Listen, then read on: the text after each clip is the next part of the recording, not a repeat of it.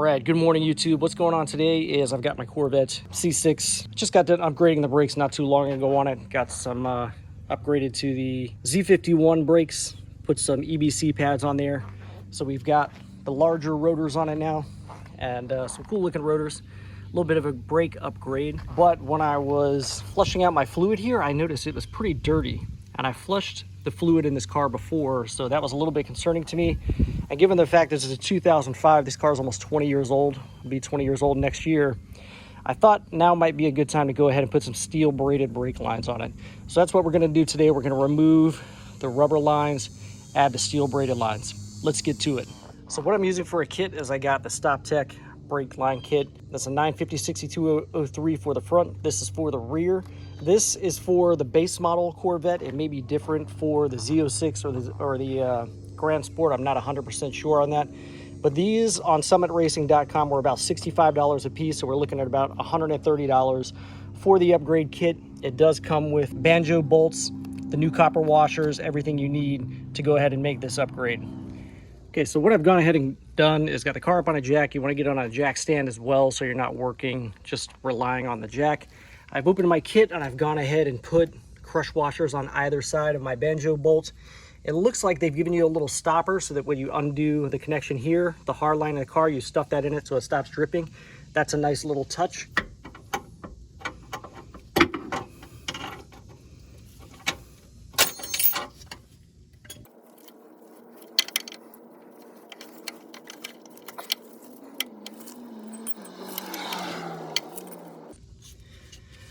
All right, so the flare nut over here is going to be a 13 millimeter, and I've got these wrenches on Amazon. I'll put a link in the description where you guys can pick those up, but these are going to be the appropriate flare nut wrenches to get to that. The other side is just like a square shape, so I've just put an adjustable wrench on there to go ahead and get this loosened up.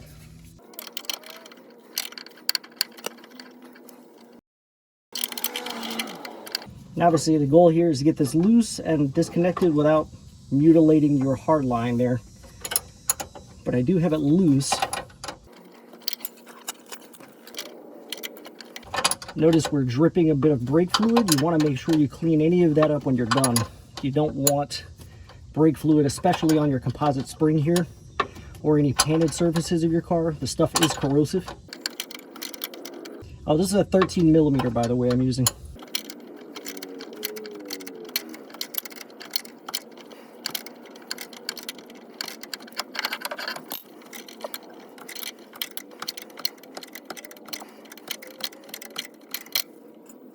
So I've tried to get a good view of this bolt back here, but it doesn't look like it's really going to happen too well. But what I've got here is a 13 millimeter socket. I'm going to go ahead and break this banjo bolt loose.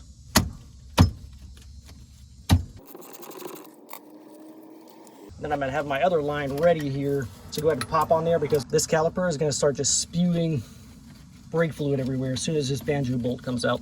You want to make sure you get that copper washer off before putting the new line on. And there it is. So we've got it off. We're going to put the new one on. Now you definitely want to make sure that you do not over torque these bolts. I read a little bit on some of the forums before getting in here and doing this, and some people said they broke that bolt off in the caliper because they over torqued it. I think the factory spec says 33 foot-pounds, but people said they broke it at 33 foot-pounds. So I'm going to try to do like 23 or 25 foot-pounds. There were no instructions with the StopTech, so it doesn't actually say what torque rating to use. But that's what I just did on my Jeep. I just did the job on my Jeep, and I'm going to start there since it's lower and see if we have any leaks and tighten up if necessary.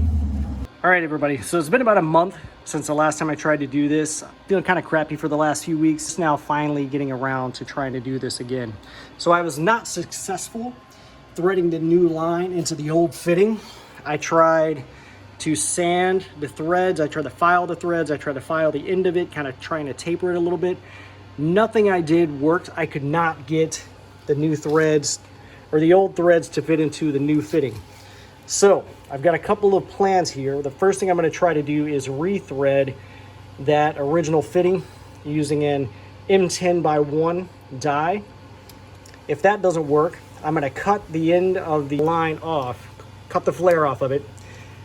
And I got these stainless steel M10x1 fittings that you can see thread right in here. These thread in with no problem. So this is kind of tricky to do one-handed. And I'm trying to hold the camera. But look, I can do it one-handed. And it does thread right in. So these, if I cut the flare off and re-flare it using a flaring tool, I will be able to get these new lines on. So I'm going to try to fit this right in here and see if I can get these threads started on this die, and then use the wrench to kind of force it through the die and repair those threads.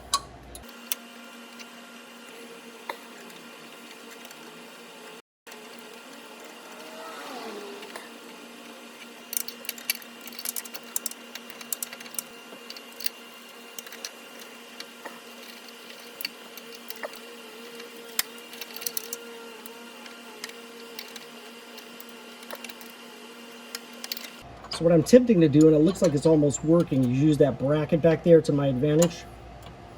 I'm pushing the tap tool against that nut and jamming it up against the bracket back there, and then using my wrench to turn it. And I may be having some success with that, it looks like. So we are getting it through the die at this point.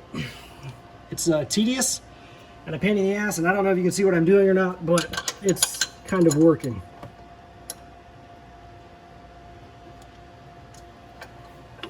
Trying to get an angle where you can see it, but this is a tight workspace here. We've got it cut up to this point. I think I'm going to keep threading it all the way down. I was going to stop, but I'm going to thread it all the way down just in case.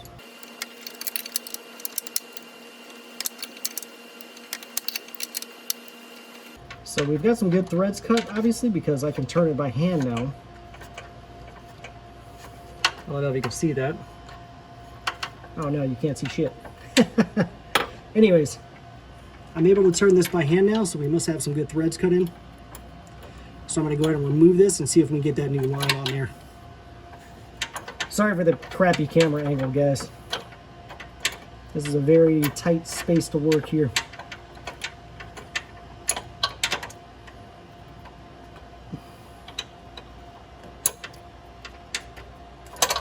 Okay. So I'm going to clean the threads off real quick with a rag. Make sure we're getting all the metal threads off, all the metal shavings. Let's see if we can thread that new line on. Fingers crossed.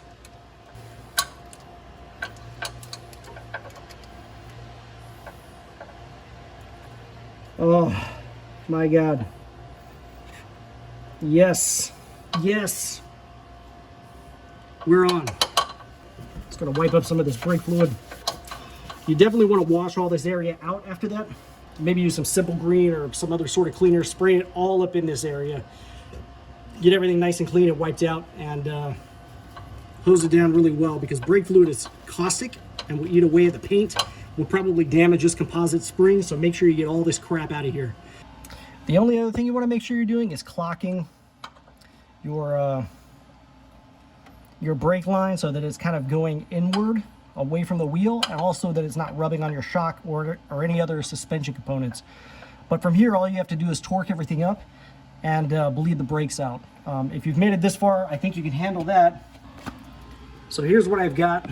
Now that I've got that clip back in, I've got my line clocked. That way it's not touching anything, it's away from everything. And just a heads up with that banjo bolt, I was not able to torque it up to even 23 foot-pounds. I was getting very nervous that I was going to strip it out before I hit 23, so I just kind of snugged it up. And if it doesn't leak, that's going to be sufficient, guys. So I'm not going to mess with that any further.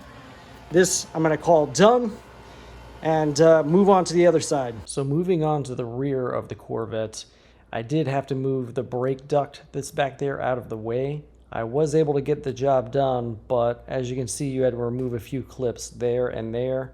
There's one up there also. And then there's one kind of hiding underneath the car right here.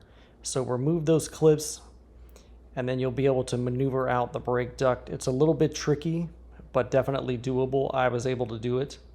From there, I took my die and removed one of the handles and was able to just kind of shimmy it back and forth using the wrench to push. Everyone, if you enjoyed today's video, I would invite you to go ahead and hit the subscribe button down below right there in the right-hand corner. And if you felt that the products in today's video is something you might like to own yourself, there's a product link right up there to the right, upper right-hand corner, or down in the description will be a product link for you to purchase the product as well. Thank you very much for watching YouTube.